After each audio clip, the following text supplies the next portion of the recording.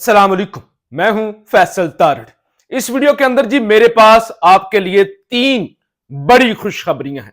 Number 1, PTI का इत्तेहाद हो गया है और हुकूमत बनाने का ऐलान कर दिया गया है। नंबर 2, खान के बब्बर शेरों की वापसी होना शुरू हो गई है और वो दबंग खिलाड़ी जो रूपोश थे अब वो मंजर आम पर आ चुके हैं।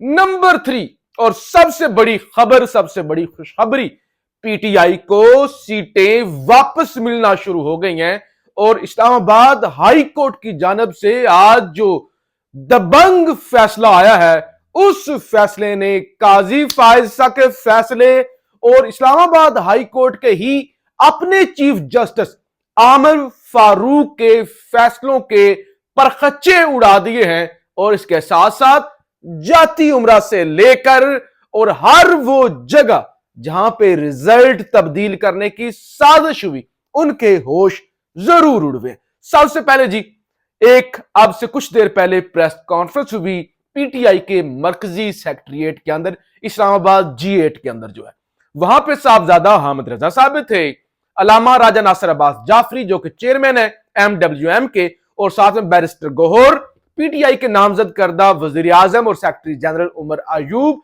रऊफ हसन साहब और दीगर कायदीन मौजूद थे। प्रेस कॉन्फ्रेंस हुई, मुख्तसर ये फैसला ये हुआ कि पीटीआई वाले जो जीते हुए हैं वो साहबजादा हामिद रजा की जमात सुन्नी इत्तेहाद कौंसिल के अंदर शिरकत करेंगे। उसके बाद क्या हुआ, खबर ये आई कि केपीके के स्पीकर हाउस के अंदर ऐलान कर दिया गया कि तमाम एमपीएज वहां पे इकट्ठे हों, अपने अपने फॉर्म भरें, और इस हवाले से कुछ फॉर्म भर भी लिए गए हैं। इससे पहले पीटीआई पार्लियामेंटेरियंस की भी खबर चली थी कि वो जमात, उस जमात के अंदर पीटीआई वाले जा रहे हैं। वहां से परवेज खटक तो साइड पे हट गया था, परवेज खटक ने रिजाइन भी कर दिया था, लेकिन जो सबसे बड़ा पंगा हुआ, जो सबसे बड़ा मसला हुआ वो महमूद खान, साबिक वजीर आला के पीके का, वो चिमट गया।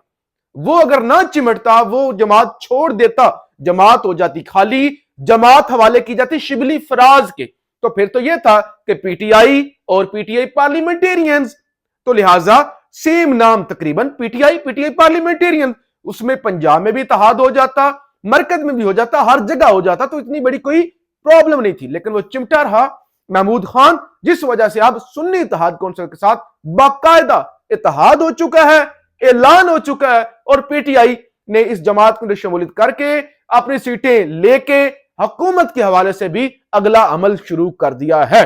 अब सबसे बड़ी खबर सुने, इस्लामाबाद की अदालत, इस्लामाबाद हाई कोर्ट, वहां से आज आया सरप्राइज। इस्लामाबाद की 3 सीटें NA 46, NA 47 और NA 48, तीनों सीटों पर जो चीफ जस्टिस आमिर फारूक ने नोटिफिकेशन किया हुआ था जीत का, यानी नून लीग के लोगों की जीत का, हालांकि वो इलेक्शन मुतनाजा, इलेक्शन कमीशन के अंदर मामलात अभी गए हुए हैं, उस पर फैसला नहीं हुआ, और तीनों सीटों पर पीटीआई जीती हुई है। तो अब जनाब NA 46 अंजुम अकील, NA 47 तारक फजल चौधरी और NA 48 राजा खुरम नवाज, तीनों के नोटिफिकेशन इस्लामाबाद की हाई कोर्ट ने कर दिए हैं मुअत्तल। DB ये बेंच था, डिविजनल बेंच था, जिसमें जस्टिस मियां गुल हसन साहब थे, औरंगजेब साहब थे और जस्टिस अरबाब मोहम्मद ताहिर साहब थे।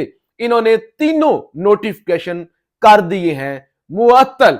तो लिहाजा इससे पहले यही केस इसी अदालत में आया था, चीफ जस्टिस के पास था, और उन्होंने नोटिफिकेशन मुअत्तल नहीं किए थे और मामलात इलेक्शन कमीशन को भिजवा दिए थे। पीटीआई ने कहा था कि देखिए, अगर इलेक्शन कमीशन को मामलात भिजवाए हैं तो कम से कम नोटिफिकेशन तो मुअत्तल करे, और बजाहिर लंबी लीड से यहां पे शुएब शाहीन भी जीते हुए हैं, फिर आमिर मुगल साहब भी जीते हुए हैं, अब अली बुखारी साहब भी जीते हुए हैं। तो ये आज बड़ी समाअत हुई और जस्टिस मियां गुल हसन औरंगजेब ने एक दफा फिर से दिया सरप्राइज।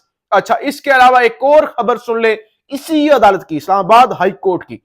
इस्लामाबाद हाई कोर्ट के जस्टिस बाबर सत्तार ने deputy commissioner Islamabad, SSP operations और SP के खिलाफ तौहीन अदालत केस का कल ट्रायल मुकम्मल करके कल ही फैसला जारी कर देने के रिमार्क्स दिए हैं। अच्छा जी, ये आपको पता है, ये जो MPO के ऑर्डर निकल रहे थे, DC साहब और इस्लामाबाद की पुलिस जो है वो धड़ाधड़ लोगों को गिरफ्तार कर रही थी, इस मामले को उठाया था जस्टिस बाबर सत्तार साहब ने, तौहीन अदालत की कार्रवाई की थी और अब कल ही उसका ट्रायल मुकम्मल करके तौहीन अदालत का जो मामला है इनको सजा सुनाई जाएंगी। और ये इतने ताकतवर हैं, ये आईजी इस्लामाबाद, ये डीसी इस्लामाबाद, इलेक्शन कमीशन ने 2 दफा कहा कि इनको ओहदों से हटाया जाए और इनको ओहदों से हटाया नहीं गया। दूसरी तरफ आज सेनेट का हो रहा है इजलास और सेनेट के इजलास के अंदर भी जो है वो पीटीआई के हक में नारे लगे हैं और इलेक्शन के अंदर जो धांधली की गई है उसके खिलाफ भी भरपूर आज नारेबाजी की गई है।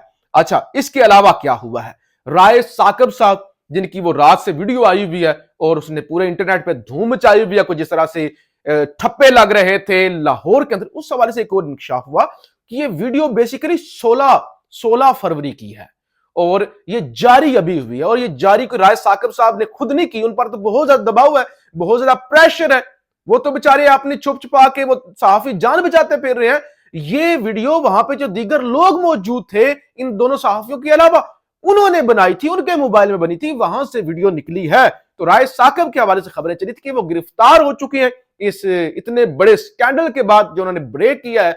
तो अभी ये इतलात आई है कि वो अपने घर पे महफूज हैं। अच्छा, इसके अलावा आज एक और आगे खुशखबरी, पेशावर हाई कोर्ट से जनाब जमानत मिली पीटीआई के फैसल जावेद खान को।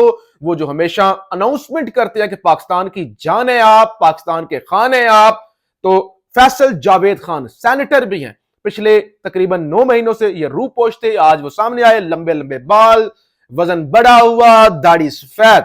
तो उनको जमानत मिली और उनका सब पर मुश्किल वक्त गुजरा है। दुआ है सब मजलूम अपनों के पास घरों में वापस आ जाएं।